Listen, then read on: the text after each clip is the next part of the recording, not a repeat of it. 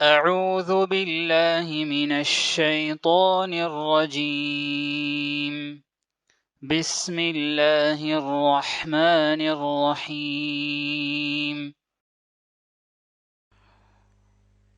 السلام عليكم ورحمة الله وبركاته.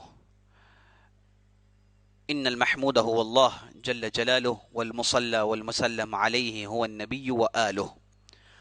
اما بعد، پیارے ساتھیوں، ماؤں بہنوں اور خواتین اسلام، رمضان کا مبارک مہینہ، یہ مبارک روزے، یہ مبارک نمازیں، یہ اللہ کی عبادتیں، یہ سب ایسی نعمتیں ہیں جنہیں اللہ رب العزت صرف انہیں دیتا ہے جنہیں اللہ رب العزت چاہتا ہے. لیکن افسوس کے ساتھ کہنا یہ پڑ رہا ہے کہ امت مسلمہ میں ایک بہت بڑی تعداد ایسی بھی ہے جو روزے نہیں رکھتی. روزے رکھتی بھی ہے تو نماز کی پابندی نہیں کرتی، نماز پڑھتی بھی ہے تو رمضان کی وہ اہمیت نہیں، قرآن کی تلاوت سے دور. عزیز دوستو، امت کا یہی حال ہوگا تو یاد رکھ لیجئے دشمن اس امت کو برباد کر کے رکھ دے گا. تو ہم کو چاہیے کہ ہم سب جڑیں اور دین کی اتباع کریں، دین پر عمل کریں، اور یہ جان رکھیں کہ ہمارے لیے ملجا و ماوا، ہمارے لیے شیلٹر، یہ دین حنیف ہے، یہ دین اسلامی ہے. اگر ہم اس دین کو چھوڑ دیں گے تو ہمارے لیے کوئی چھت نہیں ہوگی. ہماری حالت وہی ہوگی جیسے کہا جاتا ہے دھوبی کا کتا، نہ گھر کا نہ گھاٹ کا. تو یاد رکھ لیجیے عزیز دوستو، ہماری عزت، ہمارا فخر، یہ ہمارا دین ہے. افسوس کہ ہم اس دین سے کتنے دور ہو گئے ہیں. ہمیں سے کتنے ہیں جو دین میں سے صرف نام جانتے ہیں. تو کتنی اشد ضرورت ہے کہ ایسے تعلیمی ویڈیوز نکالے جائیں جن کے ذریعے سے دین کی بات دور دور تک پہنچے. تو موہی کی جانب سے جو سیریز آپ کے سامنے لایا گیا، اس کا مقصد بھی یہی ہے کہ مسلمانوں کے اندر بیداری پیدا ہو. تو آپ نہ کہ صرف ہمارے ان ویڈیوز کو دیکھیے، دوسرے ویڈیوز بھی موجود ہیں، ان سے ضرور فائدہ اٹھائیں، دینی تعلیم کو عام کریں اور خود دینی تعلیم سیکھیں. اور عزیز دوستو، ان باتوں کو دوسروں تک پہنچانا بہت بہت ضروری ہے. اگر ہم میں سے ہر آدمی آج سے ٹھان لے کہ جو اہم باتیں ہیں انہیں ہم کم از کم روزانہ 10 لوگوں کی طرف فارورڈ کریں گے، تو ہم میں سے اگر یہ کام روزانہ 100 لوگ کریں گے تو روزانہ دیکھیے کتنی لوگوں تک یہ بات پہنچے گی. تو اگر تھوڑی بھی ہم زحمت کر کے اس پر عمل کر لیں گے تو بات بہت دور تک پہنچے گی، اور جس سے عزیز دوستو امت کا فائدہ ہوگا. چلیے اصل موضوع کی طرف آگے بڑھتے ہیں.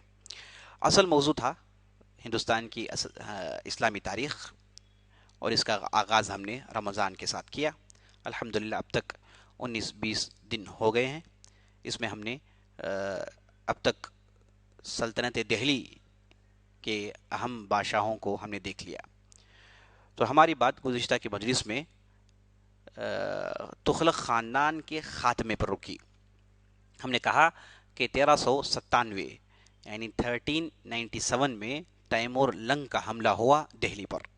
اس وقت دہلی کا بادشاہ محمود تغلق تھا، جو صلاحیت سے دور، اس کے اندر وہ جوش و جذبہ، وہ بادشاہت دیکھنے کو نہیں ملی جو اس سے پہلے والے بادشاہوں کے پاس تھی. تو اس کی ناکامی کی وجہ سے جب تیمور لنگ کا حملہ ہوا تو یہ دوڑ کر گجرات چلا گیا. جب تیمور آیا اس نے دلی کو برباد کیا، ہنگامہ مچایا، تخریب کاری عام کیا، اور اس کے بعد واپس وہ جب چلا گیا تو پھر محمود تغلق واپس دلی کی گدی میں آیا، اور اس کے بعد چند دنوں کے بعد وہ بھی قتل کر دیا گیا، جس سے تغلق خاندان کا خاتمہ ہو گیا.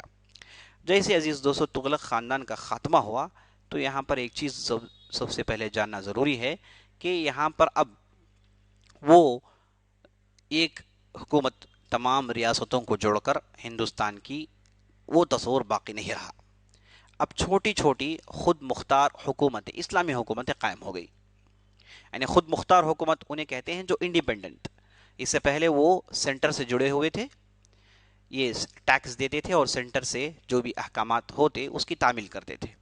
تو یہاں کے جو گورنرز ہوتے تھے وہ اپنے آپ کو امیر کہتے تھے، وہ اپنے لیے الگ ٹائٹل اختیار نہیں کرتے تھے بحیثیت بادشاہ. وہ اپنے آپ کو بادشاہ نہیں کہتے تھے، وہ کہتے تھے کہ میں دلی کا جو بادشاہ ہے میں اس کے تابع دار ہوں.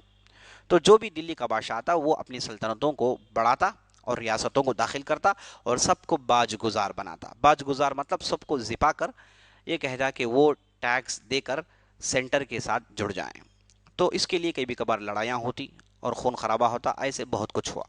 لیکن یہ جو ریاستیں تھیں، انہیں جیسے ہی موقع ملتا، جیسے ہی دیکھتے کہ دلی کی سلطنت کمزور پڑ گئی، تو فوراً اعلان کر دیتے کہ ہم خود مختار ہیں، اب ہم کوئی ٹیکس وغیرہ محصول وغیرہ دلی سلطنت کو دینے والے نہیں ہیں، اب ہم ہیں اور ہماری رعایا ہے. سو یعنی انڈیپینڈنٹ ہو جاتے تھے.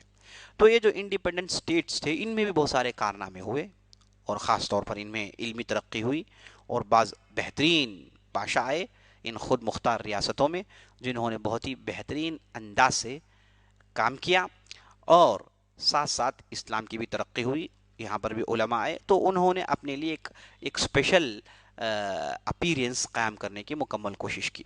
تو ان میں جیسے ہی تغلق خاندان کا خاتمہ ہوا تو بہت ساری حکومتیں خود مختار ہو گئیں، تو انہیں پھر جوڑا گیا اکبر کے زمانے میں، شاہ جہان کے زمانے میں، ایک کافی مدت کے بعد. تو تب تک یہ سب ہے نا خود مختاری کا اعلان کرتے رہے. تو انہوں نے بہت سارے ایسی بھی ریاستیں تھیں جو بالکل پرامن ریاستیں تھیں. تو ان ریاستوں میں جن کا میں ذکر آپ کے سامنے کرنا چاہتا ہوں، ان میں سے سب سے پہلے ہے بنگال. بنگال عزیز دوستو، جو آج کا جو بنگال ہے ایسا نہیں تھا. تو بنگال کہتے ہیں آج کا جو بہار ہے، یو پی کے بہت سارے علاقے ہیں، تو انہیں جو ہے جوڑ کر بنگال کہا جاتا ہے. انہیں لکھنؤ تھی جسے کہا جاتا ہے، جو یو پی کے بہار کے آس پاس کے علاقے ہیں، انہیں سب جوڑ کر انہیں بنگال کہا جاتا ہے. تو آج کا جو بنگلہ دیش ہے وہ بھی اس میں داخل ہے، ویسٹ بنگال جو وہ بھی داخل ہے، اور یہ آسام تک کے علاقے اس میں داخل ہیں. یہ بہت ہی زرخیز علاقہ ہے، یہاں پر بہت ساری ندیاں ہیں، یہاں کی زمین سونا اگتی ہے، اور بہت ہی بہترین علاقہ ہے. یہاں پر بہت سارے جنگلات ہیں. تو یہاں پر جو بھی بادشاہ گئے انہوں نے اس جگہ کو نہیں چھوڑا. ہم نے بغرا خان کے تعلق سے سنا، جو غیاث الدین بلبن کا لڑکا تھا، اس نے تو دلی کی سلطنت کو خرابات کہا، دلی کی سلطنت کو اس نے بھینڈ چڑھا دیا بنگال کی محبت میں. تو یہ ہے بنگال. تو بنگال کی حکومت کو سب سے پہلے جس نے مضبوط کیا، جس نے خود مختاری کا اعلان کیا، وہ تھے علاء الدین شاہ. علاء الدین شاہ نے سب سے پہلے بنگال کو تغلق کے زمانے میں کہا کہ ہم اب سینٹر سے کوئی تعلق نہیں، ہماری حکومت الگ ہے. تو عزیز دوستو، یہ محمد بن تغلق کے زمانے سے لے کر سمجھیے کہ 1345 سے لے کر 1537 تک، 1538 تک یہ لوگ خود مختار رہے. یعنی سمجھیے کہ 150-200 سال تک یہ حکومتیں خود مختار تھی. تو ان کا سب سے پہلا بادشاہ جو تھا وہ علاء الدین شاہ تھا. یہ بہت ہی علم دوست تھا، بہت ہی نرم دل بادشاہ تھا، اور اس نے بہت ہی اچھے کام کیے. خاص طور پر اس کے زمانے میں رعایا کافی خوش تھی، ہندو رعایا کافی خوش تھی، اور اس نے بنگالی زبان کو فروغ دیا. بنگالی زبان جسے آپ کہہ سکتے ہیں کہ یہاں کے برہمن اس کے بڑے متعصب ثابت ہوئے ہیں. وہ بنگالی زبان کو اپنے پاس تھامے رکھتے ہیں، اور یہاں ان لوگوں کے پاس عموماً زبان کی عصبیت پائی جاتی ہے. یہ جیسے ہر جگہ پائی جاتی ہے، ویسے یہاں ان لوگوں کے پاس بھی وہ عصبیت ہے. تو اس میں جو ہندو ہیں وہ بنگالی کی کافی جو ہے تعریف کرتے ہیں. اور اس کا جو مشہور شاعر جس کا نام ربندر ناتھ ٹاگور ہے، یہ جو جنہن منہتی، یہ بنگالی زبان میں ہے. تو یہ جو بنگالی جو ہے اس زبان کا مستقل وجود، اس زبان کو زبردست ترقی دینے والا بادشاہ یہی علاء الدین شاہ تھا. ہمیں سے کتنے جانتے ہیں؟ ہمیں سے ربندر ناتھ ٹاگور کو جانتے ہیں، ہم ہندوستان کے اس گانے کو جانتے ہیں، جنہن منہتی، اسے ہم جانتے ہیں. لیکن اب ایسا کون ہے وہ جانتا ہے کہ بنگالی زبان کو ایک سٹینڈرڈائز کرنے والا، ایک معیار تک پہنچانے والا کون تھا؟ وہ تھا علاء الدین شاہ. عزیز دوستو، اس نے ہندوؤں کے دل رکھنے کے لیے بنگالی زبان میں حکومت کی طرف سے یہ حکم جاری ہوا کہ بھگوت گیتا کا ترجمہ سنسکرت سے بنگالی زبان میں ہو. تو سب سے پہلے اس بادشاہ کے زمانے میں بھگوت گیتا کا ترجمہ بنگالی میں ہوا. سبحان اللہ. اور اسی طریقے سے اس کا جو لڑکا ہے جس کا نام نصرت شاہ تھا، وہ بھی کافی علم دوست تھا، اس نے مہابھارت کا ترجمہ کروایا بنگالی میں. تو یہ ان کے دور میں شعر و شاعری بنگالی کی عروج کو پہنچتی ہے، اور بنگالی زبان کے اندر وہ شائستگی، وہ لطافت پیدا ہوتی ہے جو اس کے بعد کے دور میں ہم دیکھتے ہیں کہ جو بھی انہوں نے بنگالی زبان میں لٹریچر جمع ہوا تو کتنا عمدہ زبان وہ لکھتے تھے. اور یہ ان کا جو دور تھا یہ فن تعمیری کے لیے کافی مشہور تھا. تعمیر کا کام، عمارتیں، خوبصورت عمارتیں بننا، بستیوں کو خوبصورت کرنا، یہ بنگال یہ خود مختار ہونے کے بعد 1538 تک یہ ترقیاں ہوتی رہی، جب تک کہ یہاں پر اکبر نہ آ گئے جنہوں نے بنگال کو بھی اپنی ریاست میں داخل کر لیا۔ یہ تھے عزیز دوستوں بنگال، اور بہت ساری تفصیل ہے، چونکہ یہ اصل موضوع سے ہٹ کر ہے اس لیے میں زیادہ اس میں جانا نہیں چاہتا۔ اس کے بعد نمبر 2 درجہ جس حکومت کا ہے جس نے خود مختاری کو بہت پائے عروج تک پہنچایا، وہ تھے جون پور۔ جون پور عزیز دوستو جہاں جس کی مشہور ضلع قصبات میں سے اعظم گڑھ ہے، چریا کوٹ ہے، اور اس کے بعد سرائے میر ہے، یہ علاقے آج بھی موجود ہیں۔ یہ علاقوں کو جون پور کہا جاتا ہے۔ آپ نے سنا گزشتہ مجلس میں ان علاقوں کو جون پور کہنے کے لیے وجہ محمد بن جونا تھے، جن کے نام پر فیروز شاہی نے ان علاقوں کو ترقی دی، تو یہاں پر جون پور نام پڑا۔ تو یہاں پر بھی کافی علمی ترقی ہوئی، بہت سارے کام ہوئے، خاص طور پر علمی ترقی یہاں پر قابل ذکر ہے۔ یہاں پر ایک بہت بڑے مولانا شیخ آئے جن کا نام تھا قاضی شہاب الدین دولت آبادی، جن کی پیدائش دولت آباد میں ہوئی۔ یہ ترقی کر کے اپنی علم دوستی کی وجہ سے، اپنی علم کی گہرائی کی وجہ سے کافی انہیں شہرت ملی۔ کہا جاتا ہے کہ ہندوستان کے مشہور عالموں میں سے اگر ان کا نام لیا جائے تو یہ ضرور آئیں گے، اور محدث عبدالحق دہلوی جن کا ذکر انشاءاللہ آنے والے مجلسوں میں ہم کریں گے، تو ان سے پہلے یہ کافی مشہور تھے، قاضی شہاب الدین دولت آبادی۔ تو یہ جون پور کی بھی جو ہے زیادہ تفصیل ہم نہیں جائیں گے۔ یہ 1476 تک 1476 تک یہ لوگ خود مختار رہے۔ اس کے بعد بہلول لودھی نے انہیں دوبارہ اپنی طرف کھینچ کر دہلی کی ریاست میں داخل کر لیا، لیکن جون پور کے لیے ہمیشہ لڑائیاں ہوتی رہیں، کیونکہ یہ بستی کا جو یہ سپاٹ تھا، اکثر مورخین نے تعریف سے انہیں چھوڑا ہے۔ اس کے بعد مالوا کی ریاست تھی، اور اس کے بعد گجرات قابل ذکر، گجرات میں جہاں احمد آباد ہے، کھمبایت ہے، یہ علاقے ہیں، یہاں پر گجرات بھی ایک مستقل ریاست یہاں پر قائم ہوئی۔ یہاں پر جو قابل ذکر چیزیں ہیں وہ ہے فن تعمیری، خوبصورت عمارتیں۔ احمد آباد میں آج بھی جو بہترین عمارتیں ہم کو دیکھنے کو ملتی ہیں، جو احمد آباد کی نشانی ہے، احمد آباد کی شان ہے، گجرات کی شان ہے۔ گجرات کے تعلق سے ہم نے پہلے بھی گفتگو کی تھی، سواحل کے گجرات کے جو ساحل ہیں ان کے تعلق سے ہم نے گفتگو کی تھی۔ یہاں پر عربوں کا آنا جانا عام تھا، اس وجہ سے تجارت چوٹی کو بام عروج کو پہنچی ہوئی تھی، بہت زبردست تجارت تھی یہاں کی، اور گجراتی آج بھی اپنی تجارت کے لیے کافی مشہور ہیں، اپنی تجارتی زیرک پن کے لیے، ہوشیاری کے لیے، اور تجارتی نزاکتیں اور تجارتی حکمتیں جاننے کے لیے یہ آج بھی ہندوستان میں انہیں مشہور لوگ انہیں مانتے ہیں۔ تو عزیز دوستو یہاں پر جو علمی ترقی ہوئی اس میں ایک صاحب کا ذکر میں کرنا چاہوں گا جن کا نام تھا شیخ علی مہائمی۔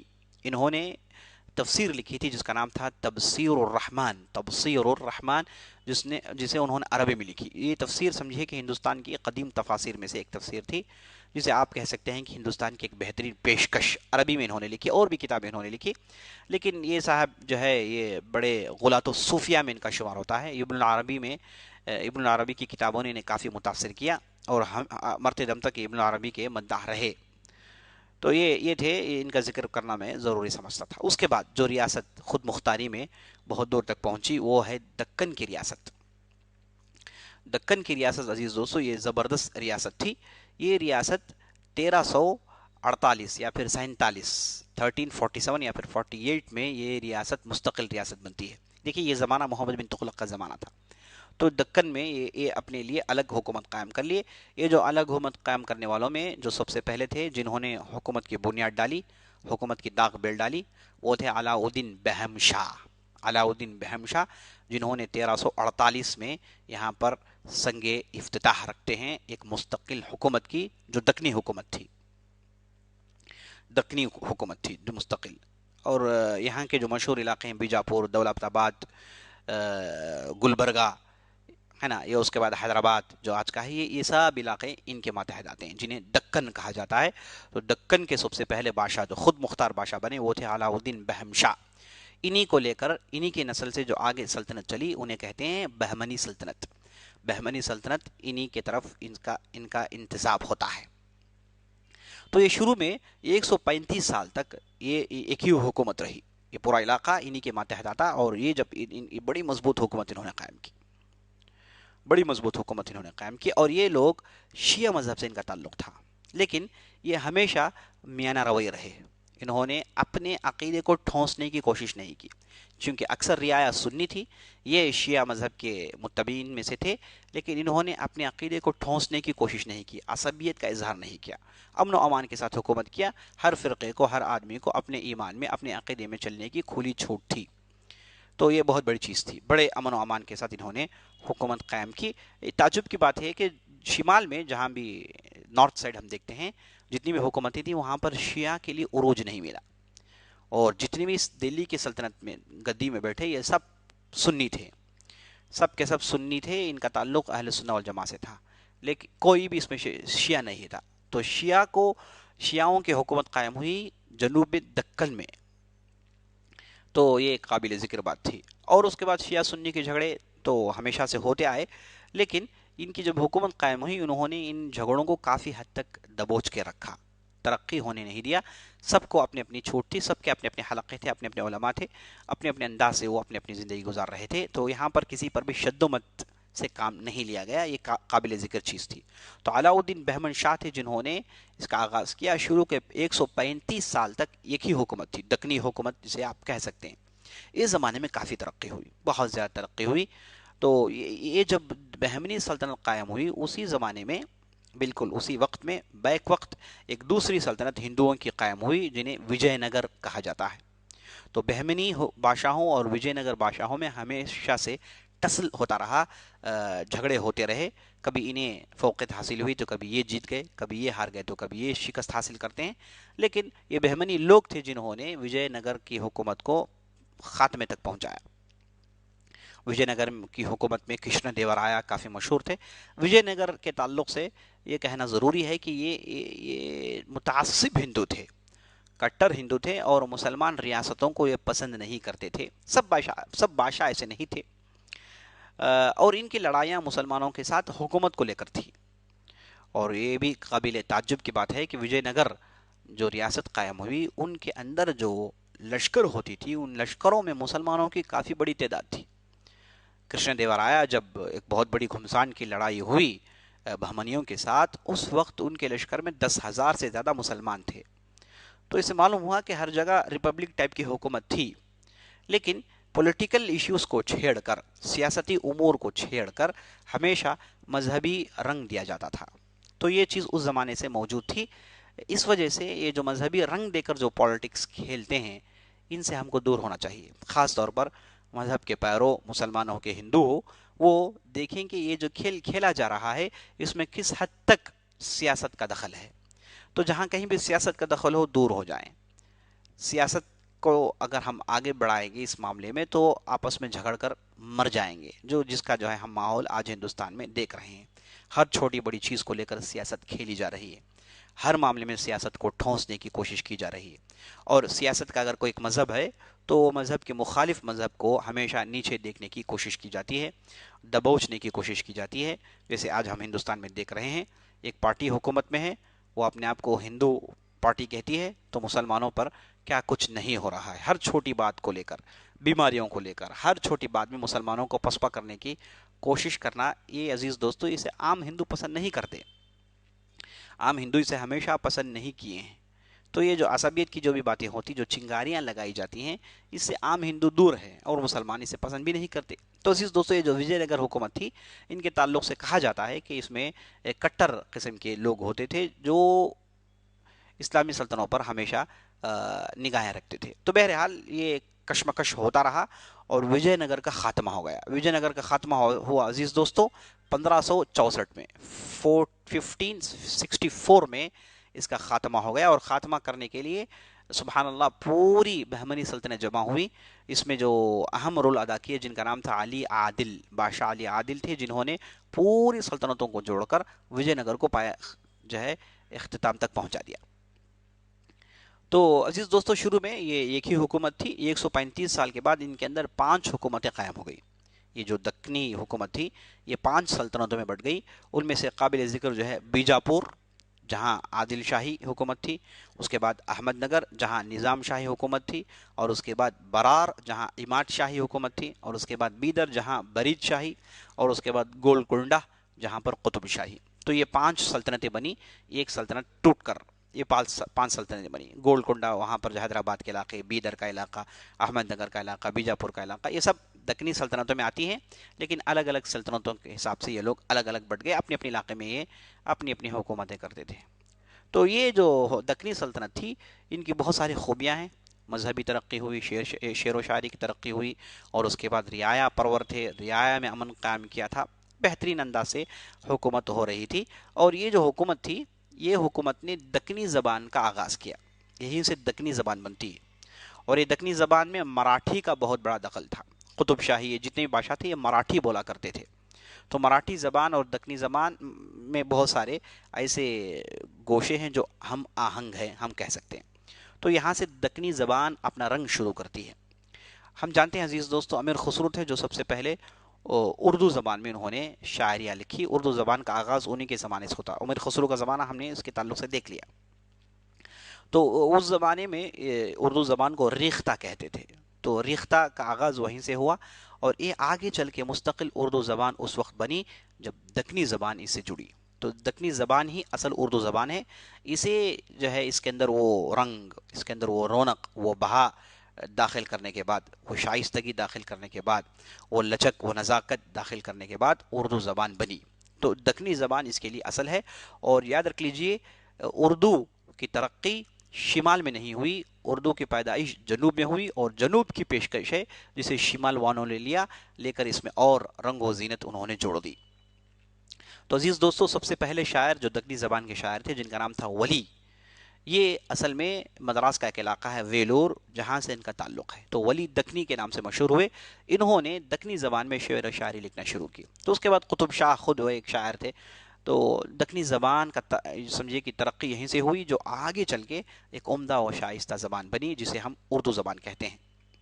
تو عزیز دوستو، یہ تھے چند سلطنتیں جو تغلق خاندان کے زمانے میں الگ ہو گئیں. بنگال ہو گیا، ہم نے جون پور کا ذکر سنا، ہم نے مالوا کا ذکر سنا، ہم نے گجرات کا ذکر سنا، اور اس کے بعد ہم نے دکن کا ذکر سنا. یہ سب ریاستیں اپنے اندر مستقل تاریخ رکھتی ہیں، ان کی مستقل ترقیاں ہیں. اشاعت اسلام میں ان کا بہت بڑا رول رہا، اور بہت ساری ان کے اندر تفصیلات ہیں، بہت ساری مستقل کتابیں لکھی گئی ہیں. لیکن یہ ہمارا اصل موضوع نہیں ہے، یہ ہمارے موضوع میں جزوی حیثیت رکھتے ہیں، اس لیے ہم نے اشارہ کر دیا. انشاءاللہ ہم اپنی بات آگے بڑھاتے ہیں. تو تغلق خاندان کا خاتمہ ہوا. تو یہ جو آخری بادشاہ تھے محمود جو تغلق، انہیں قتل کیا گیا تھا 1412 میں.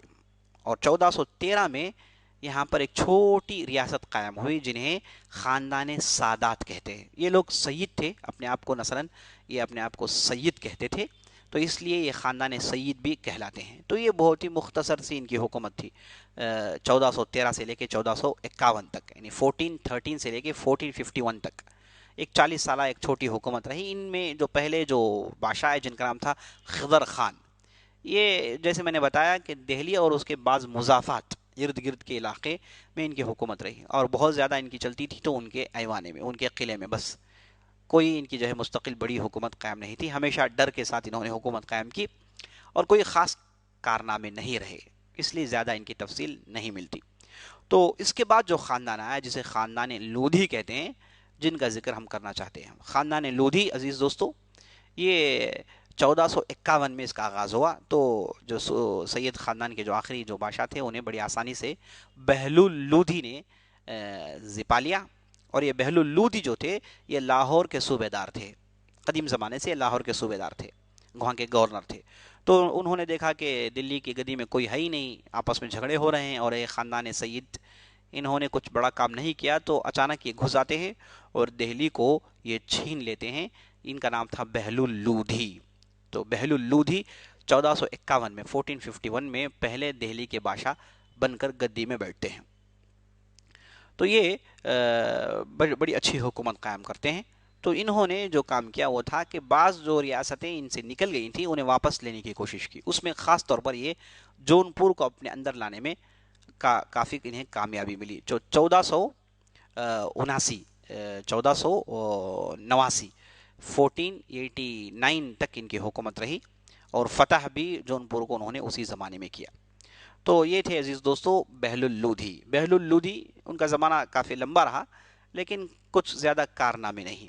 یہ بھی علم دوست تھے، لیکن قابل ذکر کوئی باتیں نہیں تھی. جو جونپور کو انہوں نے جوڑنے کی کوشش کی اور ریاست کو تھوڑی ترقی دی، اور اس کے بعد یہاں پر کوئی کافی جھگڑے یا پھر کوئی چیزیں نہیں تھیں، تو اپنے حساب سے یہ اپنی حکومت کر رہے تھے. لیکن لودھی خاندان کا، جسے ہم چشم و چراغ کہیں گے، ایک قابل نام والا اگر کوئی بادشاہ اس خاندان کا تھا، وہ تھے سکندر لودھی. سکندر لودھی یہ قابل ذکر بادشاہ تھے. اس کے بعد یہ خاندان ختم ہو گیا، اس کے بعد مغل آ گئے تھے.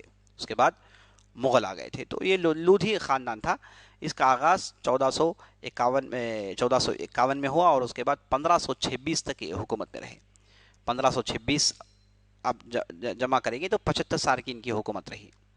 تو اس میں جو سکندر لودھی تھے وہ قابل ذکر آدمی ہیں. میں سمجھتا ہوں کہ وقت ہوا چاہتا ہے. اگر میں سکندر لودھی کا آغاز کروں گا تو وقت مجھے ساتھ نہیں دے گا، تو میں یہیں پر اپنی بات روکتا ہوں. تو انشاءاللہ آئندہ مجلس کے لیے ہم اپنی بات کو ٹالتے ہیں. تب تک کے لیے اجازت دیجیے، اور اللہ سے ہم دعا کرتے ہیں کہ ہم نے جو بھی کہا ہے، جو بھی سنا ہے، اس کے مطابق عمل کرنے کی توفیق بخشے. سبحان ربک رب العزت عما یصفون وسلام علی المرسلین والحمد للہ رب العالمین. سبسکرائب کرنا نہ بھولیں، بل کی گھنٹی دبانا نہ بھولیں، اور اپنے سجیشنز ڈالنا نہ بھولیں، اور ان باتوں کو دوسروں تک پہنچانا نہ بھولیں. انشاءاللہ آئندہ مجلس میں ہم ملاقات کرتے ہیں. والسلام علیکم ورحمۃ اللہ وبرکاتہ.